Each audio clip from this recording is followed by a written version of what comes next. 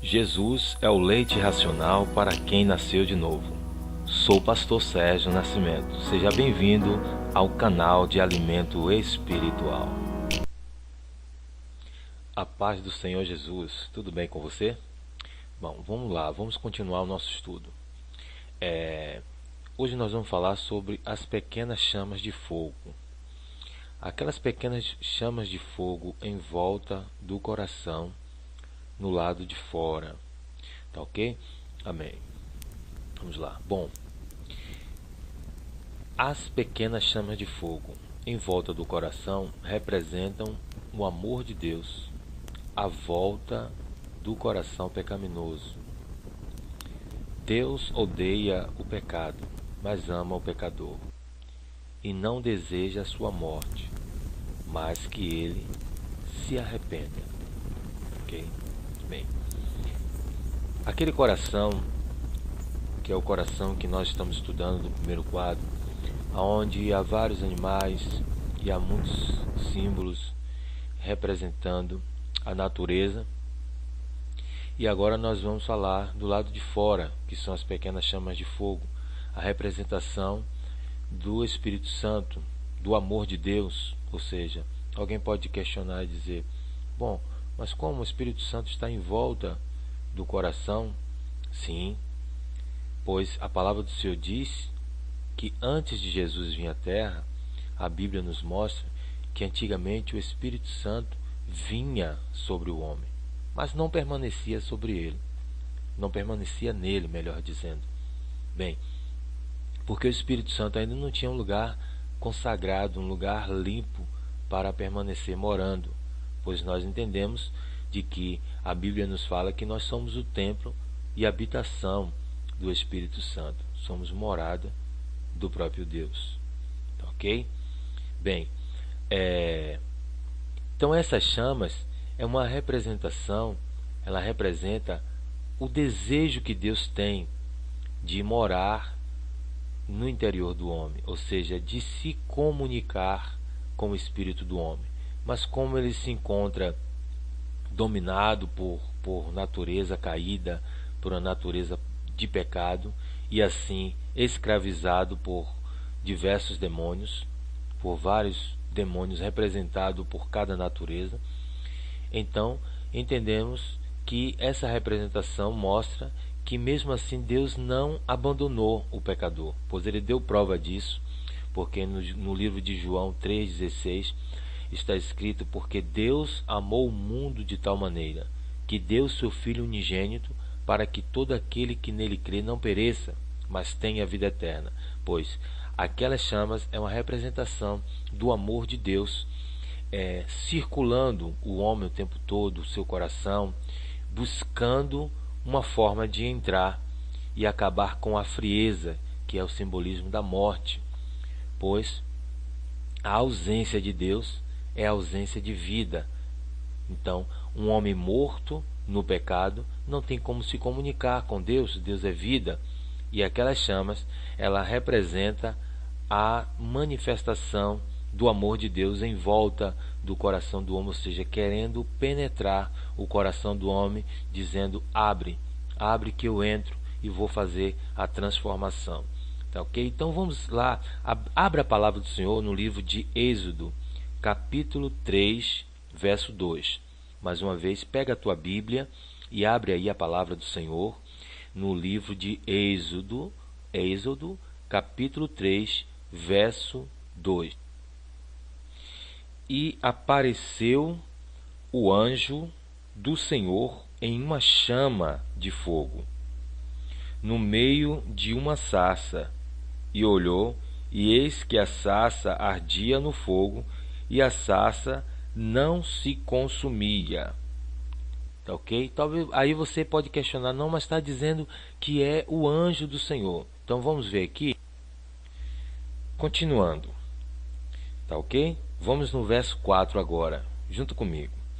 E vendo o Senhor que se virava para lá a ver, bradou Deus a ele do meio da sarça e disse: Moisés, Moisés.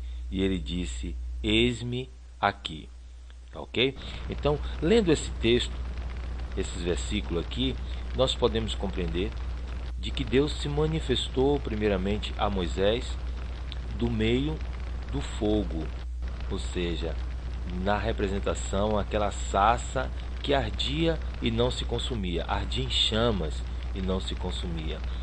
Ou seja, ali Deus estava dando uma prova para Moisés e dando para nós hoje, de que Deus ainda não tinha morada no coração do homem, não tinha espaço, não tinha lugar ainda limpo, a ponto de Deus se manifestar em uma sarça, ou seja, em galhos secos. Deus se manifestava e falava, ou seja, Deus se manifestou e falou diretamente com Moisés. Mas hoje Deus não quer se manifestar em gravetos secos. Deus hoje quer se manifestar em homens, mulheres, jovens, adolescentes, crianças, em seres que foram criados pelo próprio Deus, onde Deus fez algo e Deus criou algo que é eterno, chamado alma. O Senhor quer se comunicar com você, o Senhor quer falar com você, tá ok?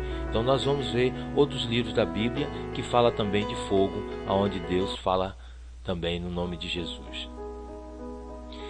Abre agora no Evangelho de Mateus, tá? Evangelho segundo São Mateus, capítulo 3, verso 11, aonde nós lemos assim: E eu, em verdade, vos batizo com água para o arrependimento, mas aquele que vem após mim é mais poderoso do que eu, não sou digno de levar as suas sandálias. Ele vos batizará com Espírito Santo e com fogo. Tá ok? Com Espírito Santo e com fogo. Uma certa feita eu tive uma discussão santa. Sabe aquela discussão santa? É aquela discussão em que você não guarda ódio nem mágoa, mas é que é uma discussão com relação a linhas de pensamento, de entendimento. Bom, eu quero desconstruir toda a linha de entendimento, de pensamento, né? E abraçar o entendimento que a palavra de Deus nos passa.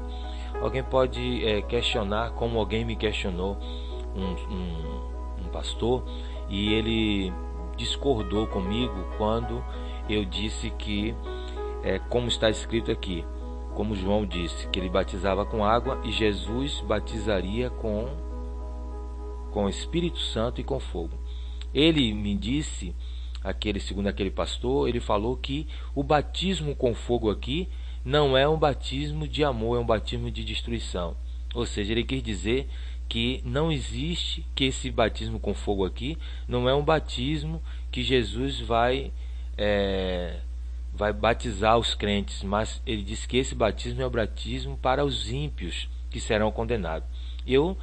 Eu rejeitei essas palavras e quero que você também rejeite tais intenções, indagações e pensamentos contrário à divina palavra de Deus, porque nós lemos aqui que João é bem claro, talvez seja um problema de português na vida lá do pastor, aonde nós lemos aqui que João diz: ele vos batizará com o Espírito Santo e com fogo.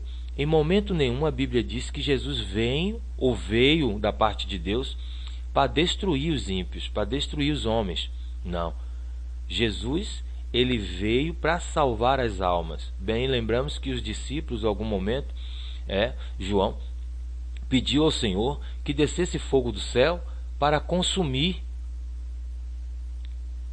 porque pessoas não queriam dar lugar para Jesus passar ali a noite, descansar.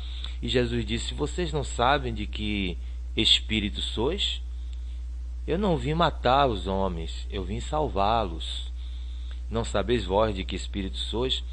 Então os discípulos, eles se acharam no direito de mandar descer fogo do céu, como mandou Elias, pois era um período de lei.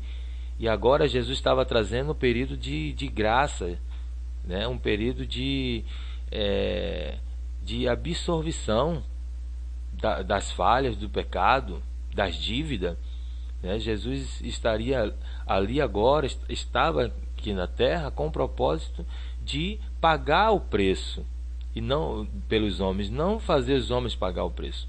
Então, como pode João Batista estar dizendo que Jesus batizaria com o Espírito Santo e logo depois do batismo com o Espírito Santo ele batizaria com destruição? Pois não dá para entender como as pessoas querem interpretar a Bíblia segundo o seu querer, segundo a sua vontade. E isso pode fazer com que muitas pessoas venham a ter uma ideia errada a respeito do próprio Cristo, pois Jesus se manifestou para salvar. Agora, logo depois da salvação, de que quando a igreja for arrebatada e que Deus cumprir, que seus servos santos estiver lá, a Bíblia diz que será entregue a Deus. Jesus entregará de volta ao Pai, né, tudo que foi lhe dado, e então o Pai será o dominador de tudo. Então o próprio Deus dará paga àqueles que não reconheceram o seu Filho. Então é bem claro a Bíblia quando nós lemos, buscando o entendimento do que a Bíblia nos passa, não querendo criar ideias na nossa mente, pois nós temos uma mente falha, né? E por sua vez, muitas vezes dominada pelos desejos carnais, e isso pode fazer com que venhamos buscar os nossos próprios desejos e vontades, e assim às vezes rejeitar o que a palavra de Deus já nos diz. Isso é muito sério e muito preocupante, tá ok? Então você abre também no livro de Atos, capítulo 2, verso 3, você pode acompanhar, você pode ler aí, Atos 2, 3, que nos fala da descida do Espírito Santo, quando o próprio Jesus enviou, que disse: ficar em Jerusalém até que seja revestido do alto. Então ali se cumpriu justamente aquele batismo, ou seja, o batismo com fogo. E nós vemos que o Espírito Santo desceu, e foi repartido a eles. Cada um falava segundo a língua em que o Espírito Santo concedia, para que as pessoas que estavam ali, os povos de outras nações que estivessem ali, pudessem ser evangelizados. E essas palavras vieram como fogo, ou seja, elas foram vistas como fogo. Eu não estava lá, não sei como é isso, é um mistério para nós hoje, mas as línguas eram visíveis, se podiam ver em forma de fogo, ou seja, em forma de fogo, é o que diz a palavra de Deus, e eu creio assim. E foi vista línguas repartidas, que eram ali, e vinham sobre os lábios deles, e eles podiam falar ali em outras línguas sem nunca ter, muitos que estavam ali sem nunca ter estudado até, podiam ali estar usufruindo de falar outras línguas. Alguns do movimento neopentecostal acham que ali era a língua dos anjos. Não era a língua dos anjos, como hoje, como nós vemos lá no 1 Coríntios, no capítulo 13, que o apóstolo Paulo ele fala que ainda que eu falasse a língua dos anjos, dos homens, e não tivesse amor, nada aproveitaria. Então existe a língua dos homens e a língua dos anjos. Aquela língua dos anjos são as línguas que nós falamos no nosso espírito, quando nós falamos em línguas, essas línguas estranhas à terra, onde homem nenhum pode interpretar, só o próprio Deus pode dar o dom de interpretação. Mas ali, propriamente em Atos Apóstolos, o objetivo do Espírito Santo era liberar para eles ali, ou falar em outras línguas, conforme o Espírito Santo concedia a cada um, para que fosse evangelizado a todos que estavam ali, de tamanha forma que os que ouviam na sua própria língua nativa, e dizia: como pode esses falar, não são dos nossos, não são da nossa nação, e nós o ouvimos falar na nossa própria língua. É bom ler e aceitar o que a Bíblia coloca, tá ok? Não é o dom de línguas, que é o dado pelo Espírito Santo, para falar em línguas com Deus, em línguas estranhas que só o Espírito entende, Só Deus entende, tá ok? É claro que naquele momento que os discípulos eles falavam com entendimento, mas o Espírito Santo de Deus ali interpretava nas línguas, e aqueles que ouvia na sua própria língua. É bom a gente entender. Alguém pode dizer assim: mas o pastor não crê no dom. Eu não estou dizendo que não creio no dom, eu só estou dizendo o que a Bíblia diz. E é bom a gente entender o que a Bíblia nos diz e aceitar o que a Bíblia nos diz, tá ok? Porque há uma confusão de línguas dos anjos, ou seja, línguas estranhas, e a língua falada dos homens. Em Atos Apóstolos era línguas faladas dos homens, tá ok? Não é aquela línguas que o apóstolo Paulo ele fala que a um foi dado o dom de língua, a outro foi dado o dom de interpretação. Se não tem a interpretação das línguas, que se cale. Eu posso entender que quem fala em línguas, como diz o apóstolo, fala em mistério com Deus, e o Espírito entende muito bem, tá? Tem pessoas que falam às vezes no meio da igreja em coreano e ninguém interpreta, ninguém consegue interpretar porque ninguém aprendeu o coreano, né? Eu mesmo, como fui batizado com o Espírito Santo, recebi a línguas estranhas, né? Que é a língua licaônica, né? Que está em Atos Apóstolos, e fui estudar sobre essa língua, ela já foi extinta, ninguém vai conseguir interpretar. Então, mas o Espírito intercede, o Espírito interpreta, né, diante de Deus. O próprio Espírito entende o que está sendo falado, e eu oro a Deus e peço a Deus para que me dê o entendimento do que estou falando. Mas assim é edificado o meu espírito, não aquele que ouve, porque não tem interpretação. Muitas igrejas usam o dom de línguas como uma forma de avivamento, e na verdade não é uma forma de avivamento, né? Na verdade, o avivamento ele acontece quando se vê pessoas pecadores se arrepender, pessoas se prostrar diante de Deus arrependido dos seus erros, dos seus pecados. Não existe avivamento sem arrependimento, né? Precisamos entender isso. Não existe avivamento sem arrependimento. Então, ali houve um avivamento em Atos Apóstolos, mas olha que veio o quê? Veio arrependimento daqueles que ouviram, e mais de 100 pessoas ali se converteram naquele dia, ouvindo o Evangelho na sua própria língua. Isso foi um avivamento. Ali houve um arrependimento, ali houve então um avivamento.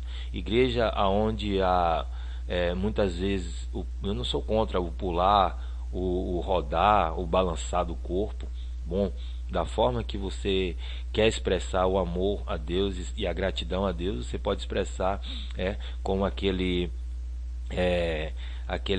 coxo à frente do templo Formosa, que depois de ele receber a sua cura, ele entrou pulando e saltando dentro do templo, e muitos ali estranharam, né? Pode ter estranhado, mas ele estava recebendo, era aleijado de uma perna e agora estava com a perna dele inteira. Bom, ele tinha que pular mesmo, mostrar que Deus fez um milagre. E Deus fez um milagre em você, tudo bem, pule, dance, rode, mas não esqueça uma coisa, que não existe avivamento sem arrependimento. Tem muitas pessoas rodando, pulando, aproveitando o momento ali que tem pessoas que são verdadeiras e se filtrando no meio para rodar, para pular, né? Mas na verdade não tem momento nenhum arrependimento dos seus erros, dos seus pecados, e assim não muda e continua prejudicando até aqueles que querem entrar. Então Deus abençoe você, tá? Vou deixar aqui um abraço no nome do Senhor Jesus Cristo, e não esqueça também de orar por mim e por esse canal, tá ok? Não esqueça de dar um ok se você concorda, ou se você discorda, deixe o seu comentário. É bom você dar um ok com aquela mãozinha com o dedinho para cima ou para baixo, porque isso aí vai fazer com que o canal, o desenvolvedor do YouTube reconheça de que esse canal as pessoas estão aprovando ou rejeitando. Isso faz com que tenha mais visualizações e outras pessoas possam aprender o que você está ouvindo, tá ok? Tá ok? Deus abençoe esse voto, se lembrando que não é para mim, mas é para Cristo, para Jesus Cristo, porque A ele pertence toda a honra, toda a glória e todo o louvor, pois é dele que vem a sabedoria. Tá ok? Em nome de Jesus, eu oro por você, você ora por mim. Sim, e aproveite também e deixe aí seu pedido de oração, que eu estarei às madrugadas orando por você, em nome de Jesus.